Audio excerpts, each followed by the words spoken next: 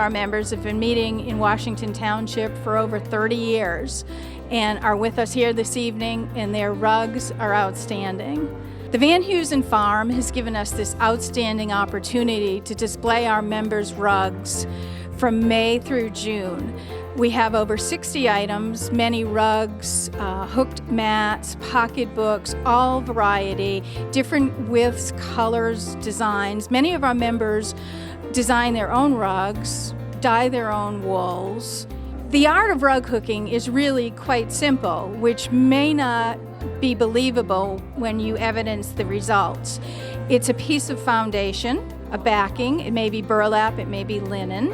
It's a metal hook, it's a strip of wool, and it's a pattern. And you're going to take that and you're just going to pull the loops through the foundation, and you're going to create a beautiful, beautiful picture.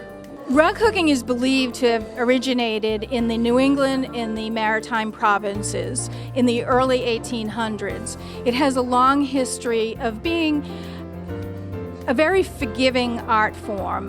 You do not need a great deal of artistic talent to be a rug hooker. You need a passion. You may need a flair for color, but there are no limitations to where you can take a limited skill set.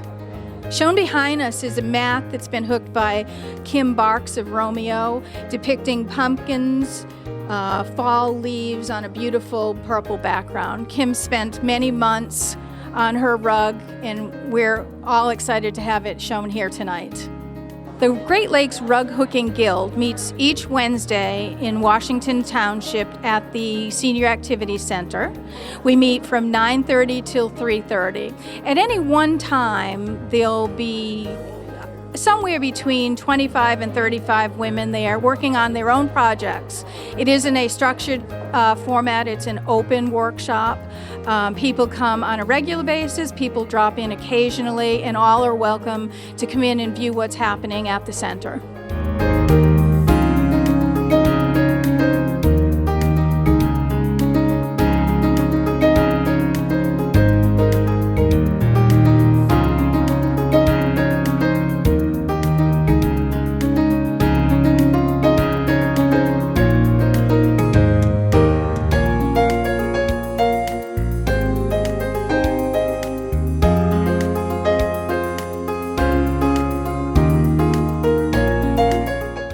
This is my antique frame.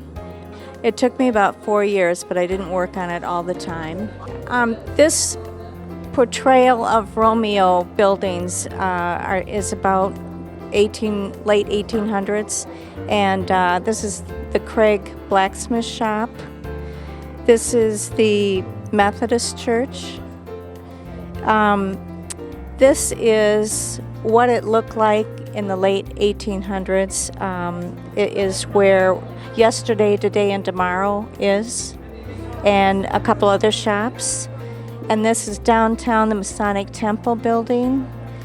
This is the church right on Main Street where they have TNT, karate, things like martial arts. This is my house on Main Street. And this is the Starkweather symbol. And the fence along the side, if you go down Starkweather Alley, you'll see it.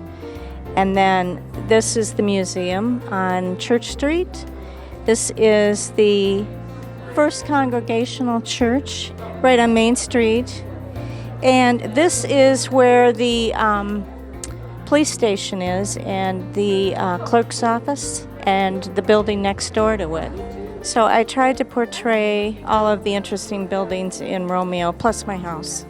I found the buildings in several books, old books that are around Romeo that anybody can find, and blew them up. I took them to Kinko's and blew them up to the size that I wanted. Then I placed them on my screen. This is an antique screen I got. And decided to make the rug hooking to the size of the frame. And then I just placed the buildings on the screen and did them the way I tried to get them level, street level, each 3 areas, street level. And I worked on it for about 4 years after I designed it, but I worked, so I didn't work on it every day, and so it was just when I could get to it. And my husband helped me attach it to the frame, and it's all attached by tacks, upholstery tacks on the back, and it's made on linen. The backing is linen, and then it's wool, all wool. And I bought the wool. I found recycled wool, and just kind of looked at each of the pictures and tried to get as close to as I could to the buildings.